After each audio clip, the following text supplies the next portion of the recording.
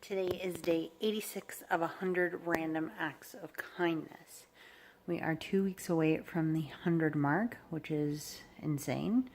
I guess that also means we are 2 weeks away from my birthday, which is exciting. Not really a whole lot to report. I feel better. I don't feel like I was kind of expecting to feel like miraculous, and I haven't felt that yet.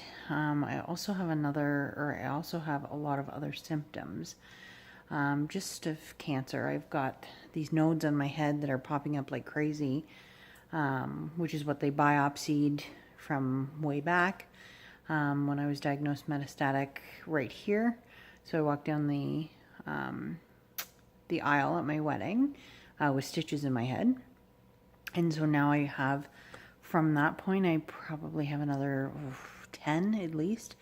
And there are these little nodes that initially my GP said were clogged follicles, and they're not, they're cancer. So they keep popping up, and if you think of, this is the way I think of it, no doctor has said this to me, this is just the way I think of it. But my skull is this hard, I don't know, I'm losing my words like crazy today, structure. And these pockets of cancer keep kind of punching through them. It just hurts. Like the actual nodes just really, really, really hurt. It's quite a bit of pain. And then in addition, when I was first diagnosed, right here went really numb. It was 3 years ago, like in 5 days, it will be the 3-year anniversary kind of thing. My chin just went numb. And it happened for, I don't know, about a week. And then I just Googled numb chin. That's it. No cancer, no nothing, just numb chin. And the first 10 results were metastatic breast cancer. Oh, okay. So I looked into it, and there's something called numb chin syndrome. And when your chin goes numb, it says something about cancer being in here or in here. There's some spot in your jaw and your chin that the cancer has metastasized to, and the nerves in it are affecting your jaw. So we get on this trial, I become stable, things kind of stabilize. My chin was always numb, but it wasn't tingly. So fast forward to maybe 2 weeks ago, entire chin now, like from here all the way over to here, entirely numb. Bottom lip, totally numb. And now I've been waking up in the middle of the night in excruciating pain, the same way that I was before my diagnosis, but the pain was all in here, and now it's all in here. So I contacted the hospital today, and there's a patient support line, so I contacted them. And she kind of was trying to fluff me off, and she said, come to your next appointment and bring it up then. And I said, well, it's in 10 days. I have a lot of pain. What do I suggest? Well, my oncologist right now is on holidays, and the other oncologist who I was seeing intermittently from the trial is also on holidays.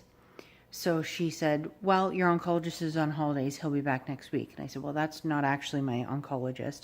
That's somebody who I've seen because of this trial I was on. He was leading the trial. My oncologist is so-and-so.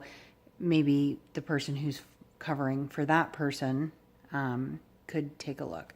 And she said, you have to remember, this is peak season for oncologists' holidays. Okay, you have to remember that I'm dying from cancer and I'm in severe pain. Like what? Who says that? So I was talking to my exposure therapist today. Really, I've just been on the phone all day, intermixed with going to the cancer center. I was talking to my exposure therapist today, and I just kind of one off that. She said, how's your week been? So I was like, emerge and thrombosis unit and oncologist visit and blood transfusion, and I have an injection today and all this stuff. You can see my face is going red because it really infuriated me, to be honest, when she said, you have to remember. You fucking have to remember. Sorry. Anyway, so I said that to my therapist, and she said, yeah, that doesn't sound very validating. And I thought, I get it. All you do is deal with people calling every single day, complaining about different issues. I am not, you ask my oncologist, who's been my oncologist almost 8 years. She has said in front of me to other oncologists, this girl does not complain. When I had my fracture, she ended up calling me saying, I'm so sorry that I didn't send you for an x-ray. It was my GP who sent me for the x-ray. She said, you said that your hip was bothering you, but you're not a complainer. And so I'm so infuriated. Like, if I called there every day saying, this is wrong, this is wrong, this is wrong, which I could, because there's a new issue every day, but I don't. I've called about when my hemoglobin was 77 and I was asking Emerge, what do I do? And they were just saying, well, I don't know.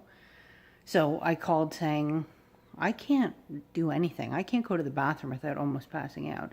Oh my God, you need a blood transfusion. Like, I really don't complain. And I just feel like I have to make that clear, because I think that kind of comment is reserved for somebody who all they do is complain. All they do is call there every day.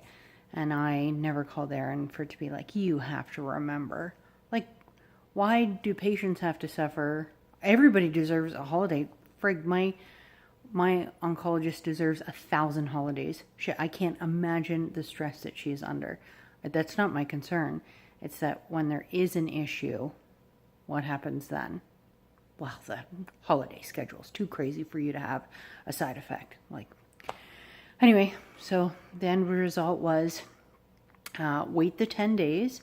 And if you have any pain issues in between there, contact your palliative doctor. Okay, so take more drugs, really, that's the solution. And I mentioned imaging, and I said, if somebody orders imaging, I go on the 9th, I won't be able to have imaging, because we go away on the 11th, I won't be able to have imaging until the 20th, at the earliest. So if they can get me in the 20th, by the time I get the results, it'll be, at least a week. So now we're at the end, so now we're 4 weeks away. If we even do, and that's what my oncologist who I saw on Friday said. Well, I'm going to have to look at imaging because that doesn't sound good. Well, nobody seems to really care. Anyway, thank you for listening to me vent. That's kind of what I've been dealing with today. On to the random act of kindness.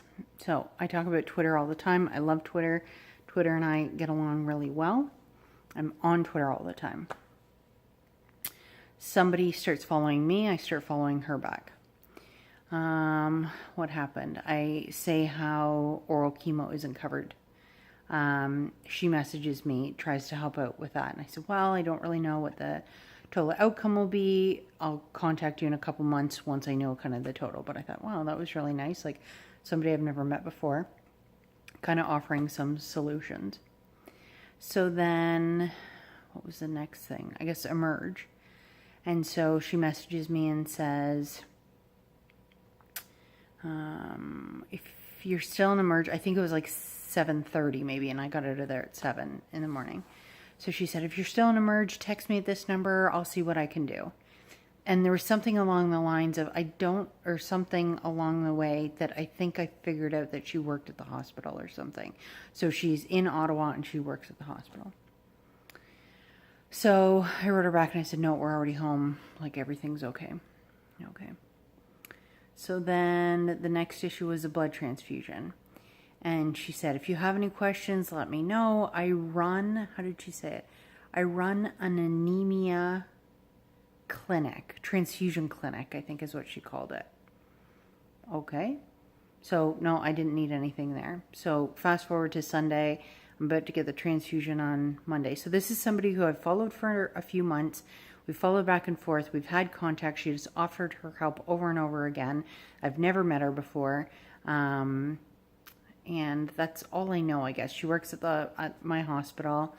I Googled her name and found her like on the employee list. And she did mention something about that she had cancer, but didn't really go into much detail. So on Sunday night, she messages me and she says, how do you feel about me stopping by your infusion? So it's up in the chemo ward. So it'd be like anybody just getting chemo, like you just sit there. So she said, how do you feel about me stopping by? So I talked to Keith and went back and forth kind of with the pros and cons of it and giving your information to somebody who you only know virtually. And I said, I have a really good gut feeling. He said, yep, what you're explaining to me makes sense. So I give her the information, what bed I'll be in, what pod I'll be in. And, you know, I was wearing a hat, that kind of thing. So she shows up, and oh, and I said, what is your official title at the hospital? And she said, I'm a hematologist. Oh, so that's a blood doctor, who would be somebody to have, like, good person to have in your corner when you're getting a blood transfusion. Interesting. So she shows up, and she has very, very short hair that I recognize from when I was coming out of chemo. She sits down and tells me she has stage 4 colon cancer, so she knows that side of it. Then she says, can we go over your specifics about, like, she was just going to ask me a whole bunch of questions. And she said, essentially, I'm going to do a consult, and then hopefully I'll be able to help you. She said, so many people needlessly suffer with anemia.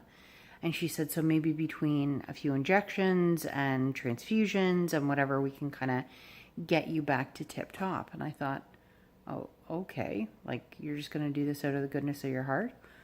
So she takes all this information. So I know she knows the professional side. I know she knows the patient side. She is asking all these questions. I'm answering all these questions. Then she says, who's your oncologist? I tell her. She said, oh, we go way back. I'm sure she's not going to have any issue with me suggesting a few things for you. So then she said, I'm going to go write in our system, like, my suggestions, and I have access to that as a patient who's signed up for this program. I have access to when my blood work comes through and clinical notes and all this stuff. So she sits at the computer in the chemo ward for, I don't know, it had to be an hour, writing, like, drafting this, all these clinical notes and suggestions and all this stuff. Then she comes back and tells me what she wrote, and I thanked her immensely. We took a picture. I asked if I could post it on Twitter. She said yes, and then she left. So she was there. I'd argue 2 hours, but maybe it was only an hour and a half. So she leaves. So 5 minutes pass by, and one of the nurses says, I told her my name was Katie, but a lot of people just go to Kate from Katie, which is fine. So I hear Kate, and I look over and I said, yeah. She said, who was that? And I said, oh, it was Dr. So-and-so. And she kind of looked confused, and she said, what is her specialty?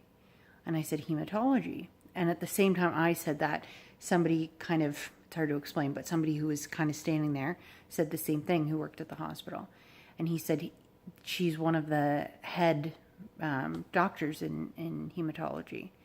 And she said, is she your attending physician? And I said, well, the funny thing is, I actually met her on Twitter. And she was really confused. She didn't really know anything about Twitter. And she said, so how would that have worked? And I said, well, it's kind of hard to explain, but, you know, we started following each other and blah, blah, blah, blah, blah. And I didn't get into all the ins and outs of it.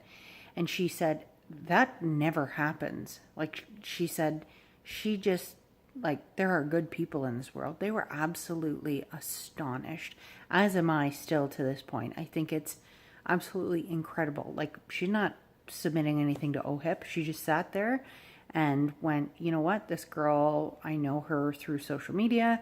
She's been put through the ringer. I have some knowledge that could help her. And that's what she decided to do. Like, pretty amazing. So yeah, that's my random act of kindness. Like, just unbelievable that this is what she's decided, like how she's decided to spend her day yesterday. And she actually compared, I was going through her Twitter feed, she actually compared, she said, I have a feeling I know what patients feel like when they come and see us, because I just took my car in, and the mechanic is asking me all these diagnostic questions, and then tests are being done, and then a solution is coming up, and it's all very foreign to me, and obviously it's not a direct comparison. But I thought that is very true. As a patient, she would understand 35 times more than I understand what is being said to me, because she knows the lingo, she knows how, like, the biology behind what is happening, whereas I don't. I'm learning these things kind of as I go. And for her just to know that she could help me, and she did, I think is like the epitome of random act of kindness. And if you can just take one page out of that and think about how you can apply that to somebody who you may know and your strengths, and they don't necessarily have to be professional strengths. Sometimes they're just, you're good at X, Y, and Z, or you have experience in ABC or whatever it is.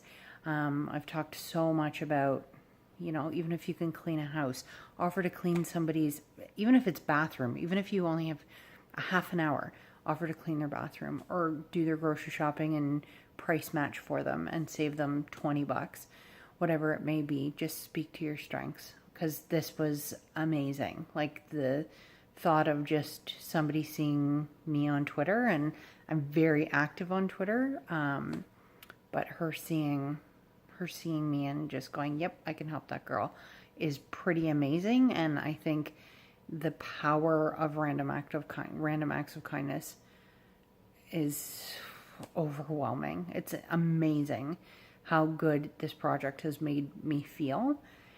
And to think, like, initially I thought, oh, I don't know if I can get to 100, and my memory is so horrible, and I know that I have another 100 in me, and I'm so afraid that I'm missing different people and things that people have done for me. And I hope that there's no expectation that if you have done something wonderful for me, that I say it, because it's not to say that it didn't mean so much to me, but I have had so many wonderful things that I just really hope that I can encapsulate the feeling that I have of gratitude in these next 14 videos. And I'm always so afraid of letting somebody down.